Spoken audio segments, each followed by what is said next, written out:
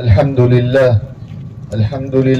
نحمده ونستعينه ونستغفره ونعوذ بالله من شرور أنفسنا ومن سيئات أعمالنا من يهده الله فلا مضل له ومن يضلله فلا هادي له ونشهد أن لا إله إلا الله ونشهد أن محمدا عبده ورسوله قال الله تبارك وتعالى إنا أنزلناه قرآنا عربيا لعلكم تعقلون.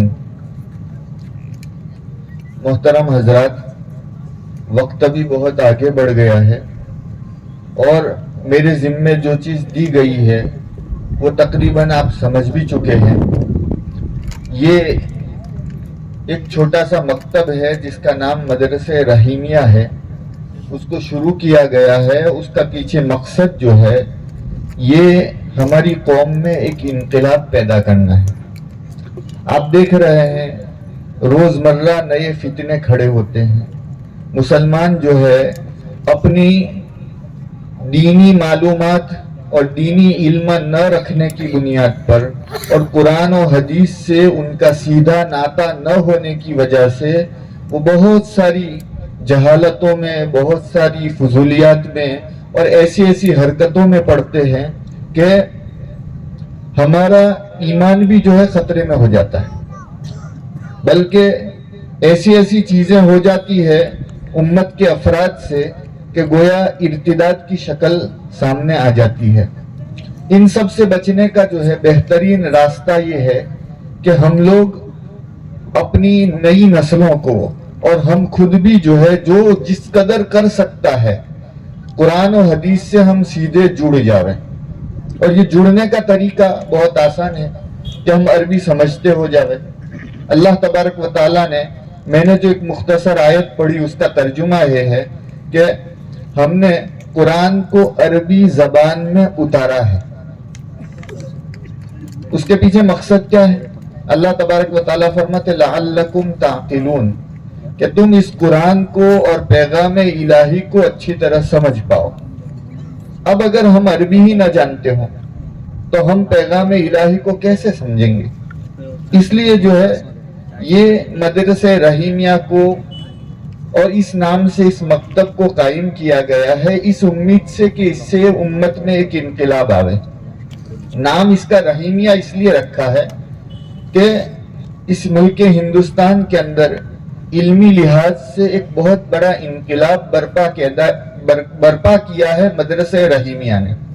مدرسہ رحیمیہ جو ہے حضرت مولانا عبد الرحیم صاحب دہلوی رحمت اللہ علیہ نے دہلی کے اندر مہدیان میں ایک مدرسہ قائم کیا اور اسی سے جو ہے نکلے حضرت شاہ ولی اللہ رحمت اللہ علیہ اور ان کی اولاد جنہوں نے سالوں تک جو ہے تشنگان علوم نبوت کو علوم دیے اور اس حد تک جو ہے ہندوستان کو فائدہ ہوا کہ آج تک کے جتنے بھی علوم ہیں، آج تک جو کچھ ہم دیکھ رہے ہیں دین اور دین کی جو ہے بیداری اور یہ علوم اور یہ مدارس، یہ برکت ہے اس مدرسہ رحیمیہ کی. بس ہم اسی سے تفاعلاً اس مدرسے کا نام رکھ کر ہم یہ چاہتے ہیں کہ امت جو ہے اسی طرح کا انقلاب اپنے میں پیدا کر لے. کیونکہ جب تک ہم قرآن سے نہیں جڑیں گے، جب تک ہم قرآن سے وابستہ نہیں ہوں گے، حدیث سے وابستہ نہیں ہوں گے، تب تک ہم اپنے مذہب کو، اپنے دین کو، اللہ تبارک و تعالیٰ کے پیغام کو صحیح معنوں میں نہیں سمجھ سکتے. اس لیے بہترین راستہ یہ ہے کہ ہم خود بھی، ہماری اولادوں کو بھی اس رستے پہ لگاوے کہ ہم سیدھے اللہ تبارک و تعالیٰ کے کلام کو ہم سمجھ سکیں. قرآن کے جو ہے سمجھنے کے مختلف درجات ہیں. سب سے پہلا درجہ یہ ہے کہ قرآن کے اولین مقصد کو ہم سمجھ لیں. اللہ تبارک و تعالیٰ فرماتے ہیں وَلَقَدْ يَسَّرْنَا الْقُرْآنَ لِلذِّكْرِ فَهَلْ مِن مُدَّكِرٍ. ہم نے نصیحت حاصل کرنے کے لیے قرآن کو بہت آسان کیا ہے. پھر اللہ تبارک و تعالیٰ سوال کرتے لیکن کوئی نصیحت حاصل کرنے والا ہے؟ کیسے نصیحت حاصل کرے گا؟ ہم قرآن کو کیسے سمجھیں گے؟ سمجھنے کے لیے سب سے بہتر رستہ یہ ہے کہ اس لغت کو، اس زبان کو ہم سمجھتے ہو جائے. اور اس زبان کو سیکھنا بہت آسان ہے. کسی زبان کو سیکھنے کے لیے عقل کی ضرورت نہیں ہوتی، حفظے کی ضرورت نہیں ہوتی. یہ ایک سوچ جو ہے ہم نے اپنے دماغوں میں بٹھا لی ہے کہ عربی ہو یا انگلش ہو، اس کو سیکھنے کے لیے بچہ ہوشیار چاہیے. بچہ جو ہے حافظہ اس کا قوی چاہیے، تبھی جو ہے وہ اس زبان کو سیکھ سکتا ہے. اگر ایسا ہوتا تو ہر طبقے کے اندر، ہر زبان جہاں بولی جاتی ہے وہاں بہت سارے ایسے لوگ ہوتے جن کو اپنی زبان نہ آتی.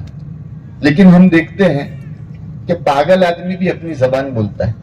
گجراتی کا پاگل گجراتی بولتا ہے، عربی کا پاگل عربی بولتا ہے، انگلش کا پاگل انگلش بولتا ہے نا. ہر آدمی دیکھتے ہیں. اگر عقل کی ضرورت ہوتی تو وہ پاگل اپنی زبان نہ بولتا.